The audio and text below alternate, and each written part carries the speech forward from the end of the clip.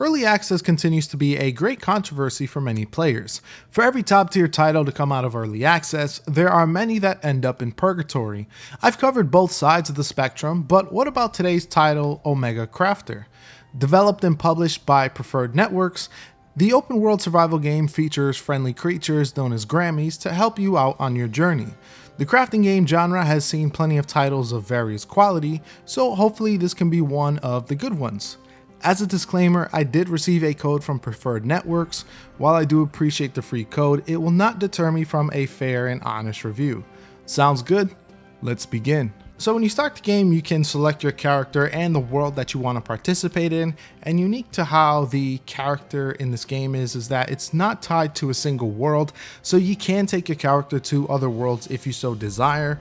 Both single player and playing with friends is available currently, although we will take the solo route here. I will admit though that these survival games tend to be a lot better when you are playing along with a buddy, but that can be said for really any game in general. And when you finally take control of your character after a basic customization of it and your Grammy, you are thrown into the first biome and are given a fairly long tutorial. And the tutorial will basically cover everything you'll expect on how to gather resources, building, crafting, combat, etc, etc.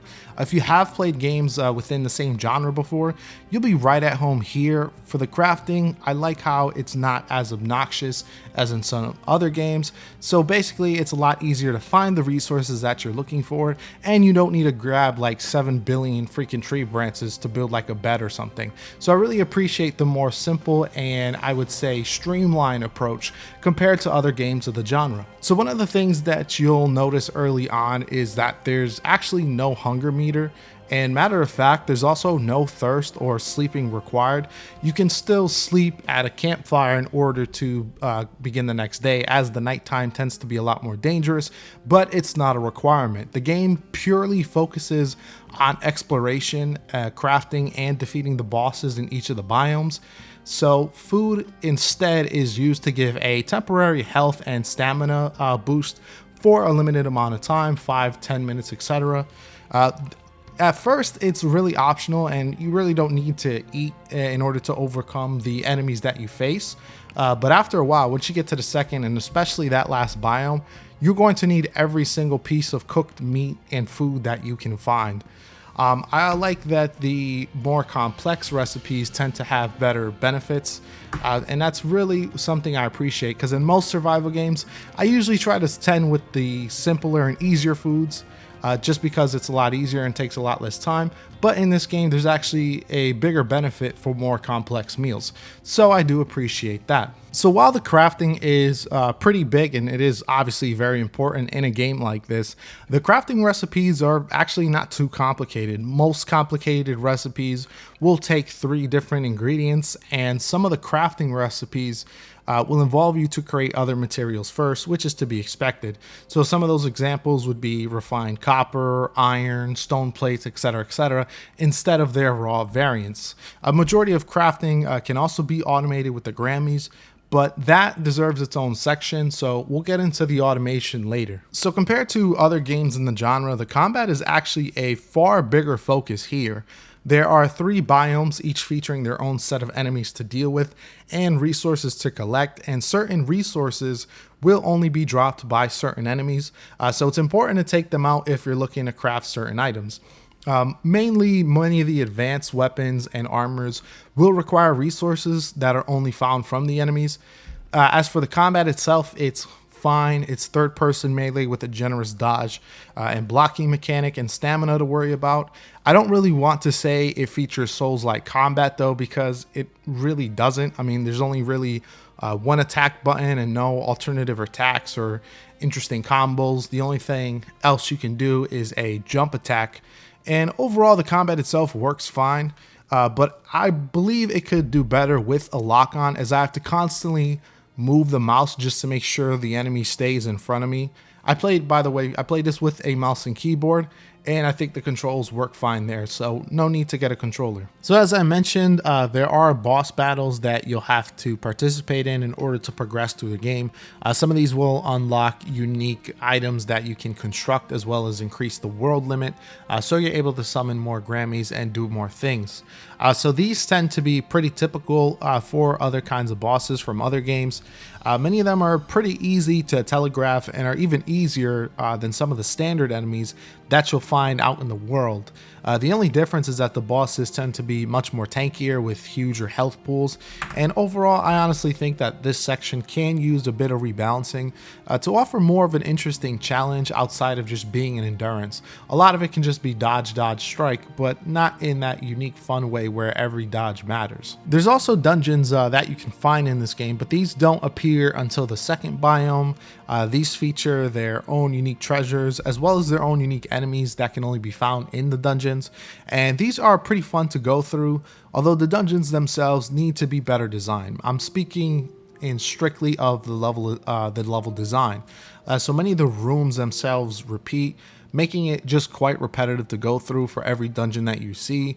There's also just a ton of dead ends, which reminds me of very old school maze-like level design of the early 90s, and not in a good way. Just a lot of dead ends with really no treasures or anything to speak of. So as you gain experience points from all tasks, you will level up and can spend the skill points on various passive perks. This is typical for what you'll see in many games. You'll increase your attack, your defense, lower your stamina consumption, etc, etc. Your Grammy will also level up alongside you and will have its own skill points to be assigned. So for both you and the Grammy, there appears to be more in terms of what you can add to your characters coming down the pipeline, which is appreciated since what is available here, especially for the Grammy, is very lacking.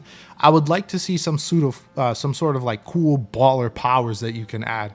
So I'm thinking to myself, like, you can like shoot lightning, cast fireballs, and mainly speaking on the Grammy, like you can command it to do these active abilities. There's only one so far and I just haven't used it because I don't really care for it. Honestly, I would like them to go full black and white, if anyone remembers that game, with the miracles from that game and the how your creature can perform all those miracles, and just make like an OP Grammy, you know, summon some volcanoes, cast rain, create some food. I'm going too far with it. So let's talk about what really helps this game stand out amongst other similar games in the genre, and that is with the Grammys themselves. As you build your city and find bits in the world, you can summon Grammys to help you with the day-to-day activities.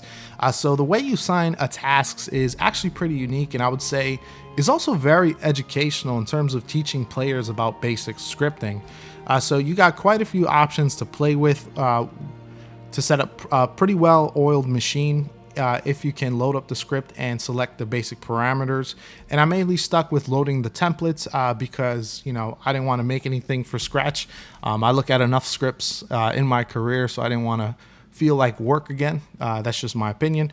But honestly, this stuff becomes quite essential as some of the more complex materials can take a literal minute to craft. I believe stuff like the stone plates, the copper plates, can take about 45 seconds to craft. So like you literally will have to stand there for 45 seconds to craft it. So to automate that saves a lot of time as you can go and do and explore and do the combat, which is what the game really wants you and your buddy Grammy to focus on.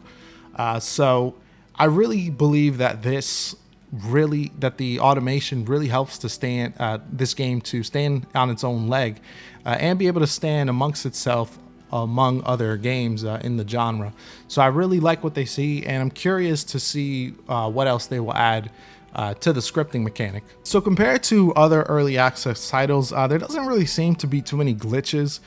There is, however, an expected lack of polish. Enemies and yourself can attack each other through walls, so there's a lot of clipping, and hopefully that gets addressed before coming out of early access. Grammys often get stuck on objects and have trouble with the elevation of terrain.